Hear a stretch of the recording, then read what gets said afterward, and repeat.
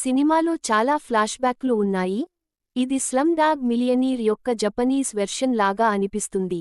ప్రతి punch, kick మరియు గుసగుసల వెనుక ఒక కథ ఉంటుంది. ఇప్పటికీ ఉన్న అనిమే ఆర్క్ల నుండి సినిమాలను రూపొందించడం గమ్మత్తైనది. ఒక చిత్రనిర్మాతగా, మీరు ఎపిసోడిక్గా చెప్పాల్సిన కథను ఒకే కళాఖండంగా మార్చాలి.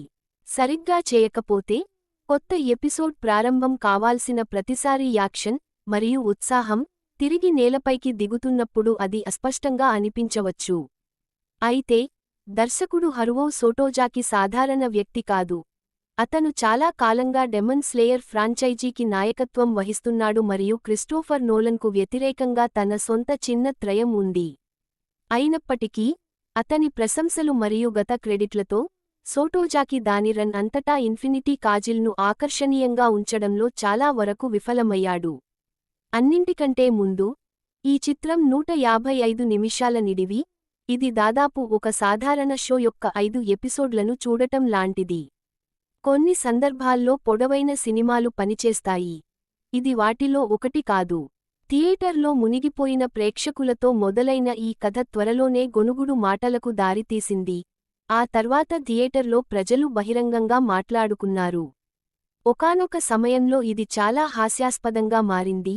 18 ఫ్లాష్బ్యాక్లు మరియు 237 ప్రత్యేక సినిమాల క్రితం ముగించాల్సిన పనిని తంజీరో పూర్తి చేసినందుకు ప్రజలు కృతజ్ఞతలు తెలిపారు.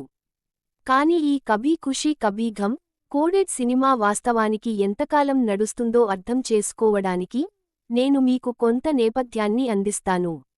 శతాబ్దాలుగా రాక్షసులు మరియు మానవులు ఒకరితో ఒకరు యుద్ధం చేస్తున్న ప్రపంచం ఇది. రాక్షసులను ముజాన్ కిబుట్సుజీ నియంత్రిస్తుండగా, డెమన్ స్లేయర్ కార్ప్స్ రాక్షసులకు మరియు మానవ జాతి యొక్క మొత్తం వినాశనానికి మధ్య నిలుస్తాయి. సిరీస్ అంతటా అనారోగ్యంతో ఉన్న వ్యక్తి నేతృత్వంలో, కార్ప్స్లో హషిరాస్ అని పిలువబడే అతి ముఖ్యమైన యోధులు ఉన్నారు. ఇప్పుడు ముజాన్ను పట్టుకోవడానికి తీవ్రంగా ప్రయత్నిస్తున్నప్పుడు, దళ నాయకుడు తనను తాను ఎరగా ఉపయోగించుకుంటాడు. ఇది స్పష్టంగా పనిచేయని ప్రణాళిక ఎందుకంటే పుట్టినప్పటి నుండి యుద్ధం తప్ప మరేమీ నేర్చుకోని శిక్షణ పొందిన ఖడ్గవీరులు మరియు సమురాయిల సైన్యం ఒకేసారి ఆచరణీయమైన ప్రణాళికను ఎలా రూపొందించగలదు, సరియైనదా? కాబట్టి వారందరూ ముజాన్ ప్యాలెస్లో ముగుస్తారు. ఇది సినిమా టైటిల్లో ప్రస్తావించబడిన ప్రదేశం. తంజీరో మన కథానాయకుడు, అతను అన్ని కాలాలలోనూ గొప్ప హషీరాగా మారాలనే తపనతో ఉన్నాడు. రాక్షసుడిగా మారిన తన చెల్లెలు తిరిగి మానవుడిగా మారాలని కూడా అతను నిర్ధారించుకోవాలి. అతను తన తండ్రికి నిజంగా ఏమి జరిగిందో తెలుసుకోవడానికి, తన కుటుంబంలోని మిగిలిన వారి మరణానికి ప్రతీకారం తీర్చుకోవడానికి మరియు అతని మరణ లక్ష్యం విజయవంతం అయ్యేలా చూసుకోవడానికి కూడా ప్రయత్నిస్తున్నాడు ఎందుకంటే ఇది కూడా ఒక పరీక్ష మరియు పెద్ద హషీరాస్ నిశితంగా గమనిస్తున్నారు. ఛీ, ఒత్తిడి లేదు. అతని డెమోన్ స్లేయర్స్ బ్యాచ్లో జెనిట్సు మరియు ఇనోసుకే వంటి ఇతర సహాయక పాత్రలు కూడా ఉన్నాయి మరియు వారిలో ఒకరు ఈ చిత్రాన్ని వీలైనంత కాలం సేవ్ చేస్తారు. మన నిద్రపోతున్న సమురాయ్ అయిన జెనిట్సు ఈ చిత్రానికి అత్యుత్తమ జోడింపులలో ఒకటి. అతను సాధారణంగా తన అత్యంత ప్రసిద్ధ క్షణాలను ప్రదర్శిస్తూ నిద్రపోతున్నప్పటికీ, ఈసారి అతను చాలా మేల్కొని ఉంటాడు మరియు ప్రతీకారం తీర్చుకోవాలని చూస్తున్నాడు. అతను తన పాఠశాల సీనియర్ కైగాకును ఎదుర్కొంటాడు. జెనిట్సు తాత అతన్ని పాఠశాలకు ఏకైక వారసుడిగా చేయడానికి నిరాకరించిన తర్వాత అతను రాక్షసుడిగా మారాలని నిర్ణయించుకున్నాడు. కైగాకు మరొక వైపుకు వెళ్లిన తర్వాత గ్రాంప్స్ తన ప్రాణాలను తీసుకున్నాడు మరియు అతనిపై ప్రతీకారం తీర్చుకోవడానికి జెనిట్సు అక్కడ ఉన్నాడు.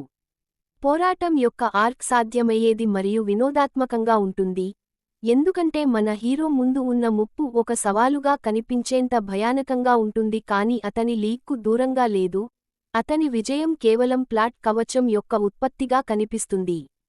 ఈ సినిమాలోని అన్ని విషయాల కంటే, ఈ ఒక్క పోరాట సన్నివేశంతోనే దర్శకులు మరియు యానిమేటర్లు నిజంగా ఆనందిస్తారు. జెనిట్సు పోరాటం వంటి సన్నివేశాలు మీకు చాలా ఆశను కలిగిస్తాయి, ఎందుకంటే గ్రాఫిక్స్ మరియు కథనం నిజంగా ఆకర్షణీయంగా ఉన్నాయి. దర్శకుడు అదే విషయాన్ని మీ గొంతులోకి పదే పదే నెట్టాలని నిర్ణయించుకోవడంతో ఇది త్వరలోనే చాలా మంచి విషయంగా మారుతుంది. ఫ్లాష్బ్యాక్తో ప్రారంభమయ్యే ఈ చిత్రం, దాని పాత్రల జ్ఞాపకాలలోకి చాలాసార్లు ప్రవేశిస్తుంది. తెరపై ఉన్న ప్రతి ఒక్కరూ తమ వర్తమానం నుండి తప్పించుకోవడానికి ప్రయత్నిస్తున్నట్లు